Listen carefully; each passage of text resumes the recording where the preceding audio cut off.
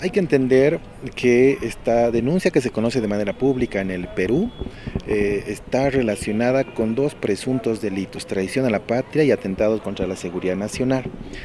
140 de la Constitución peruana justamente habla de lo que se debe entender por traición a la patria, y solamente pueden ser sometidos a este delito los ciudadanos peruanos. El señor Evo Morales no es un ciudadano peruano, por tanto esta tipificación tampoco correspondería al respecto. En cambio, el delito de atentados contra la seguridad nacional, artículo 325 del Código Penal peruano, establece que es aquel y sanciona la conducta de cualquier acto dirigido al sometimiento de territorio peruano hacia el extranjero, o la declaratoria de independencia de parte del territorio peruano, o el sometimiento de una parte de algún lugar territorial de ese país a dominio extranjero, y este acto es sancionado con hasta 15 años de cárcel.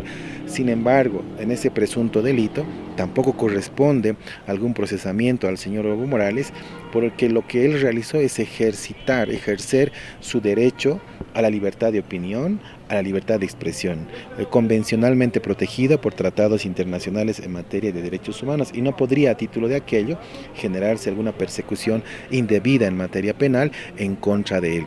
Segundo, si bien se deben cumplir los procedimientos y él ha sido notificado a través de su defensa legal en el Perú, también debe responder como corresponde. Entiendo que se lo ha citado a una declaración vía medios digitales para el mes de mayo reprogramada.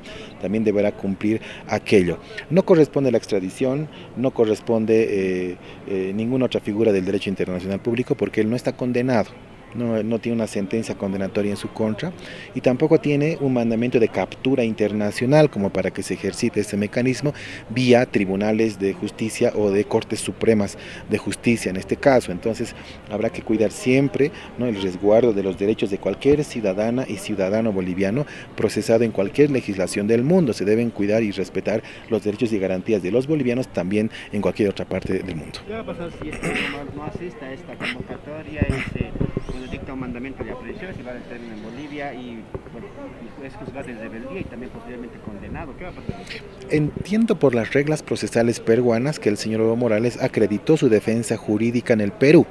Entonces las notificaciones formales se las van a realizar vía su abogado. Por tanto, no habría posibilidades de declaratoria en rebeldía, porque estaría conociendo el proceso y estaría justamente notificado sobre las causas abiertas en su contra. Lo que ha ocurrido con esta segunda citación es una reprogramación de la misma, porque él se encontraba delicado en cuanto a su estado de salud en Bolivia, y lo conocemos de manera pública. Estaba internado en una clínica privada en Cochabamba. Entonces por ello también no ha generado una declaración al respecto. Entiendo por su defensa jurídica en el Perú, ha representado este acto, lo han reprogramado para el mes de mayo, y en resguardo de las normas procesales también deberá cumplir, ¿no? Lo que sí de pronto puede generar una extrañeza es el silencio de las autoridades bolivianas, porque cuando existieron inclusive sentencias condenatorias en contra de ciudadanas bolivianas en el extranjero a pena de muerte por delitos cometidos en razón del narcotráfico, el gobierno boliviano generó acciones, inclusive de extradición, de repatriación, o de extradición más bien para el cumplimiento de la condena en nuestro país, ¿no? Porque en esas legislaciones se sancionaba con pena de muerte.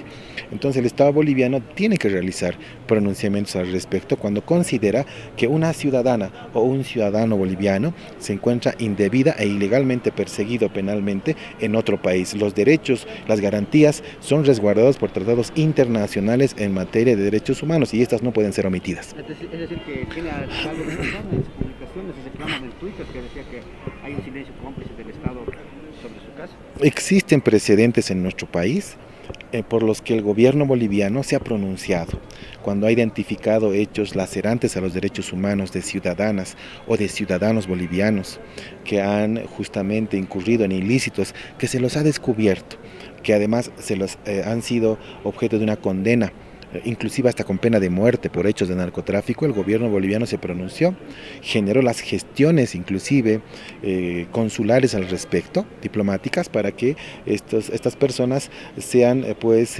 deportadas de esos países y en territorio boliviano puedan cumplir penas privativas de libertad sin que éstas lleguen hasta la pena de muerte.